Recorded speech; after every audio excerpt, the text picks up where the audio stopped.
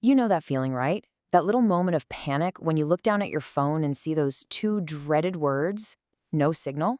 Well, what if I told you that entire concept is about to become a relic of the past?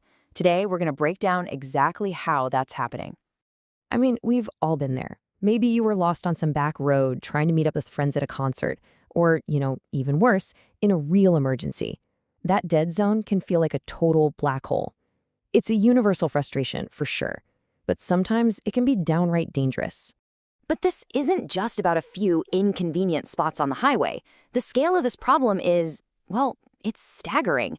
More than half of the entire world's landmass is a mobile dead zone. Think about that. That's a massive connectivity gap we're on the verge of closing for good. So, how are we going to fix this? Here's the game plan for today. We'll start with this world of dead zones, then get into the radical solution, basically cell towers in space. We'll dive into how it actually works, look at some amazing real-world examples from a US hurricane to rural Zambia, and finally, we'll imagine what a fully connected future really looks like. Let's jump in. All right, first up, a world of dead zones. The problem is, in countless rural and remote areas, building a traditional cell tower is just way too expensive or even physically impossible. And this creates what we call a digital divide, cutting people off from communication, emergency services, and the entire global economy. So what's the solution? Get this, cell towers in space. The company really pushing this forward is SpaceX, with a technology they call direct-to-cell. And the main idea behind it is one of those things that's so simple, it's brilliant. That's right. Instead of building more towers on the ground, they're just putting them in orbit. Every one of these special Starlink satellites has what's called an E-Node B modem on board, which basically turns it into a cell phone tower that's flying through space, beaming a signal right down to you. Now, I know what you're thinking. Hey, don't we already have satellite phones? And yeah, we do. But they need that bulky, super expensive, special hardware. The really revolutionary part about direct-to-cell is that it's made to work with the normal smartphone you already have in your pocket. No extra gear, no weird separate number. It just works. The whole vision is to completely bypass the need for infrastructure on the ground. Your phone talks straight to a satellite. That satellite routes your message across its network up in space and then sends it down to the internet. The result? You get coverage pretty much anywhere on Earth you can see the sky. Okay, but how does this actually work? I mean, really, how does a satellite that's screaming along at over 17,000 miles an hour, hundreds of kilometers up, hold a stable connection with your tiny little phone? The science here is absolutely fascinating. It really boils down to a four-step journey. First, your phone sends out a regular 4G signal, like it's just looking for a normal tower. Second, the satellite's modem snags that signal out of the air. Third, your data gets zapped across the satellite network using these super high-speed laser links. And finally, the signal is sent down to a ground station that's plugged right into the internet. But getting this to work meant solving two huge physics problems. First is something called the Doppler shift. You know how an ambulance siren changes pitch as it zooms past you? Well, the same thing happens to your phone's signal because of the satellite's insane speed. Starlink had to develop some incredibly smart software to correct for that on the fly. The second problem is the weak signal. Your phone just wasn't built to shout into space. So the satellites use these enormous, ultra-sensitive antennas to hear that faint little whisper from hundreds of kilometers away. And some recent research found something pretty mind-blowing.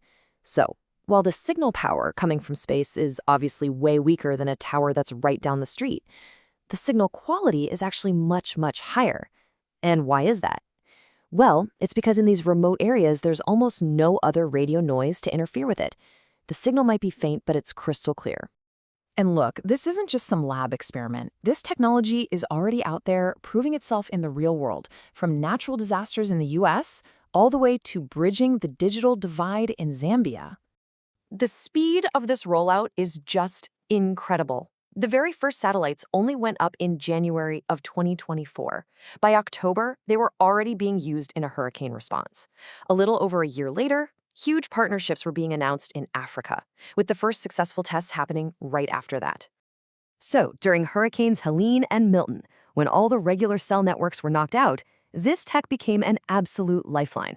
Over 1.5 million people got critical emergency alerts, and were able to send messages when they otherwise would have been completely cut off.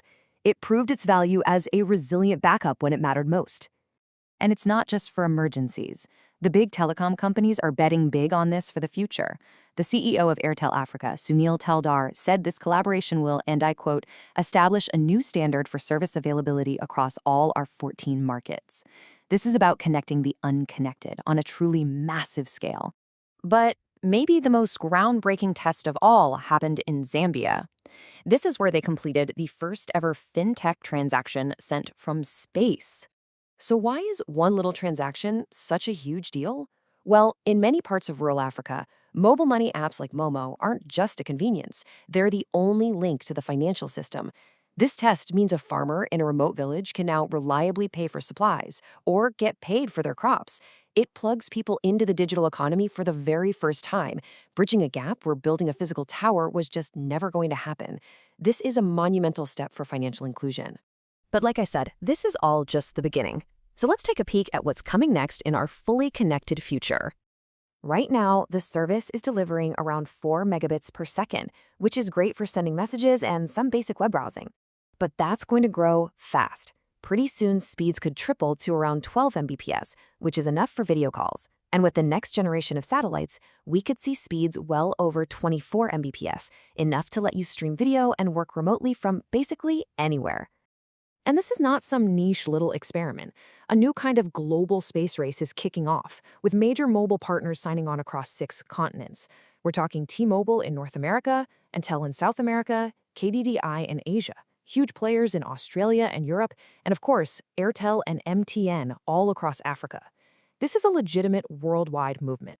And the next big leap is already on the horizon, the future V2 satellites. They're much, much bigger and way more powerful. They'll actually need to be launched by SpaceX's Starship rocket, and they're designed to deliver true 5G speeds directly from space.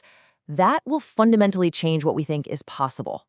So, to wrap it all up, what we are witnessing here is a complete re-architecting of how our planet gets connected.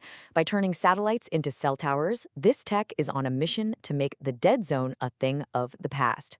Which leaves us with one last, really fascinating question to think about. If every single corner of the Earth, from the deepest jungle to the highest mountain, had a reliable signal, what would we do with it? What kind of new possibilities would that unlock for science, for safety, and for our society? It is a pretty exciting future to imagine. Thanks for tuning in.